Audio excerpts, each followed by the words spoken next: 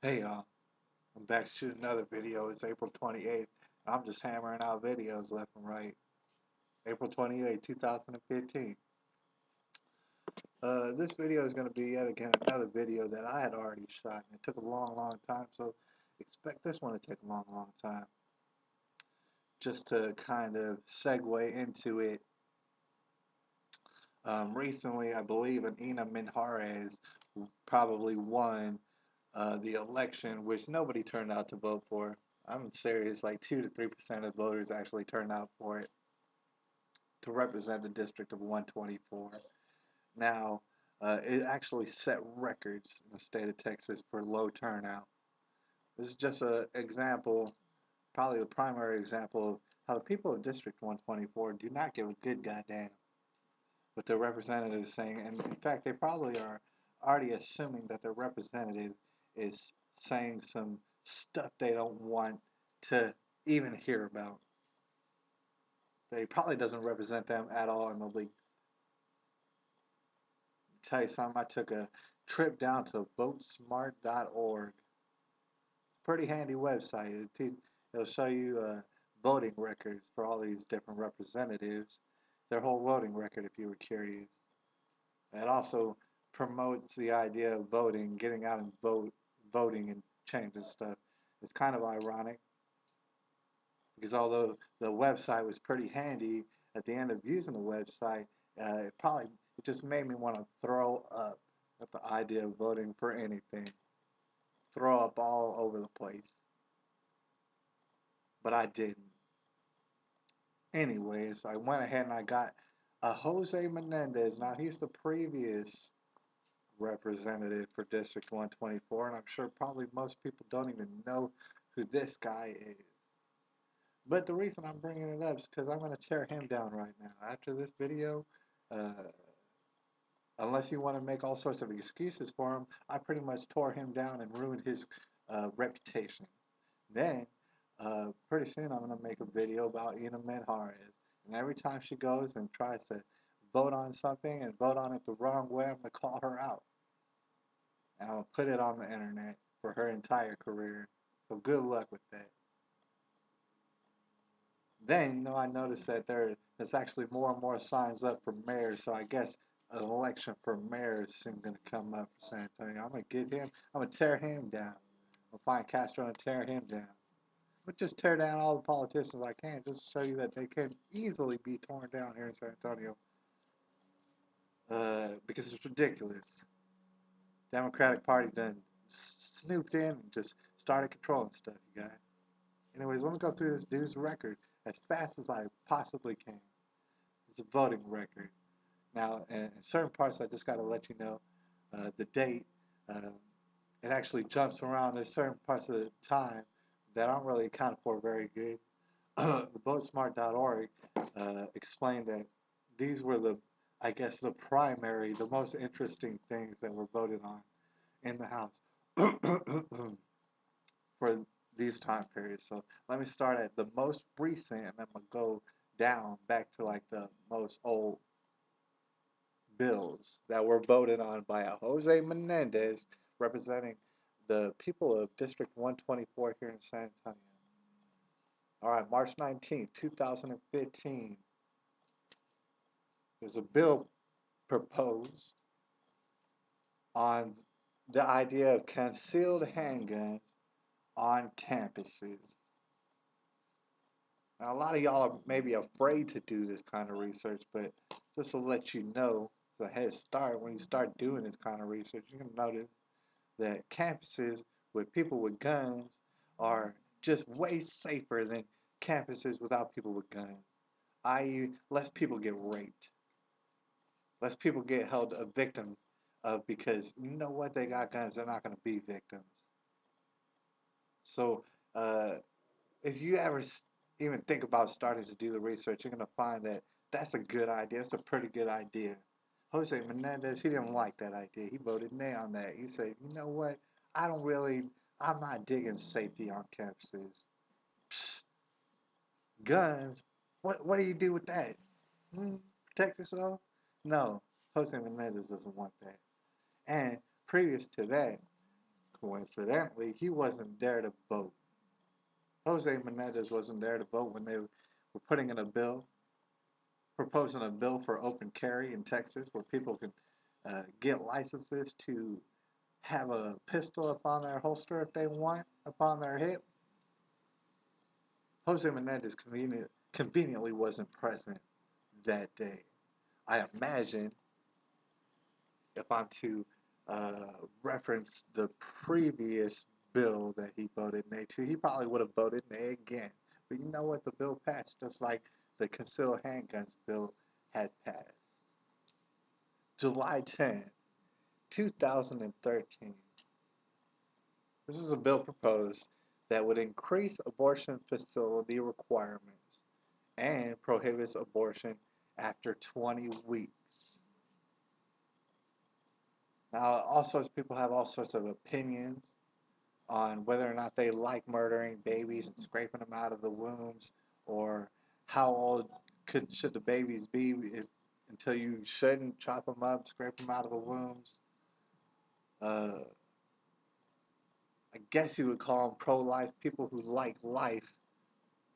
They wouldn't want to. They wouldn't want any of the babies chopped up and scraped out of the wombs, but to try and, I guess, strategize at least a different direction for the way we've been going. They proposed this bill that would say after 20 weeks, no more chopping them up, scraping them out. You can't do that. Jose Menendez said, yes, you should be able to do that. Jose Menendez said, you should be able to take your 20 weeks old baby, chop them up, scrape them out. That's what he wants. He says requirements for to chop up your baby. Nah, I don't like that. Just go ahead and do it. He voted nay 2 times for that, apparently. Sometimes these bills are proposed more than once. And of course, he voted nay for it 2 times. The bill was passed, by the way. I don't know if you're starting to catch a pattern, but he votes lots of the time the wrong way, the way that most of Texas doesn't vote. You're going to notice that if you go to votesmart.org. Let's see. May 10th, 2013. This bill authorizes certain children. Now, I can't read all the many details and words that are in all of these bills usually, um, but the headline speaks for itself. Uh, this bill would authorize certain children to consent to immunization. You might think that there's some sort of special cases where this would be necessary. Maybe some sort of orphans running around need some immunizations, and these orphans uh, need the right to go ahead and get them at school or whatever. I doubt that this is going on. My question is, what kind of child should be able to consent to putting mystery fluids into their bodies? Where are the adults? How come the adult cannot consent to the putting of mystery fluids into their children's or the child that they're guardianing? How come they can't consent to that? What kind of legislation? What would be the purpose of having children consent to mystery fluids put into their body? I can't I can't really fathom it. But you know what? Jose Menendez, he can fathom it. Jose Menendez can fathom it. He said, yeah, he said there are certain children who should be able to consent to putting mystery liquids in their bodies, um, to keep them safe. All right.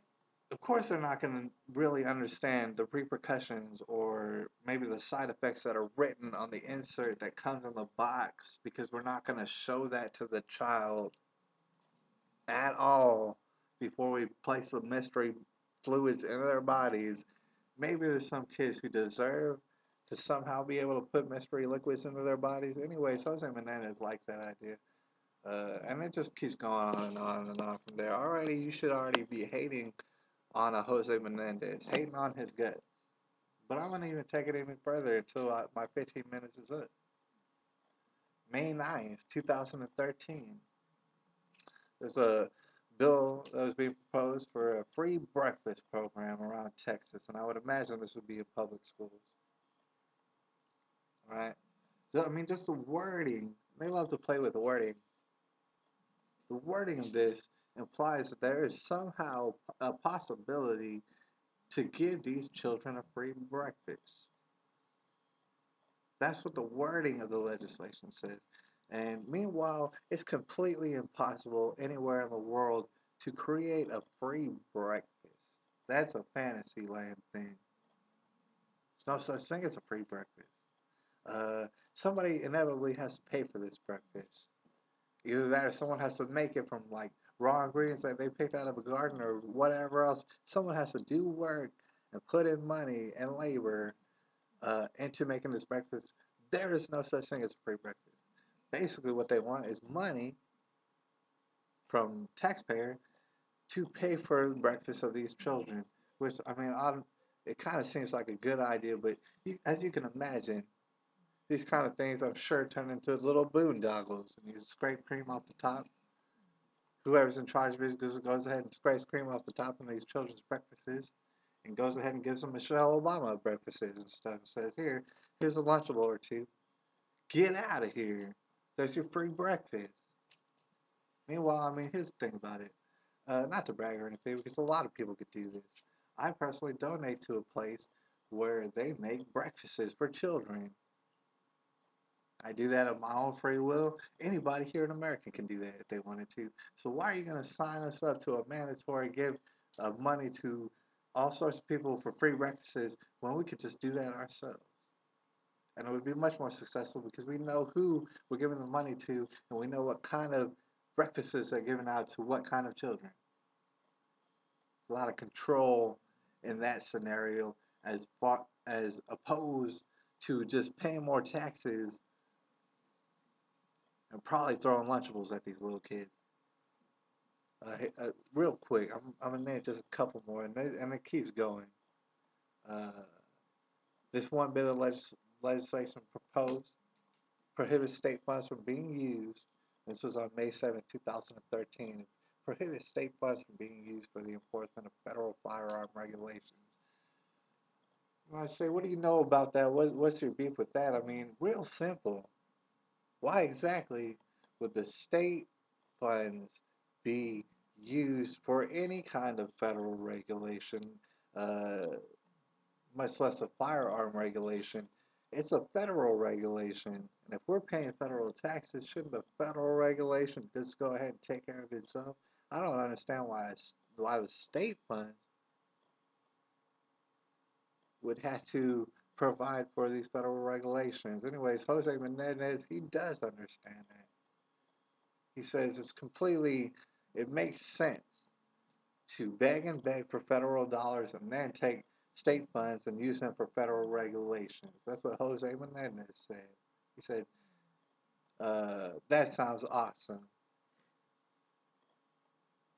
And the rest of Texas said, no, that doesn't sound awesome. So the bill passed that the state funds would not be used for that. Jose Menendez, I'm sure, was pretty upset by that. I'm gonna just end it up on these last couple ones. There's a legislation a while back, as you can remember from like school shootings and stuff, started talking about it. On May 6th, 2013, there was a legislation proposed for a school marshal who might be able to stop people from getting murdered all over the place at these school shootings. Um, Jose Menendez conveniently did not vote for that. He's conveniently out of there. I'm sure he would not want to stop violent rampages at all. No self-defense for Jose Menendez, at least not for you. And on May 4th, uh, legislate. Here's a vote that maybe I agree with. I really have no idea the kind of stuff that they vote on. Is kind of peculiar sometimes, but he also voted yay to prohibit the sale of shark fins. Anyways, that's the end of my video on May 4th, 2013. He voted for this. Anyways, I'm out.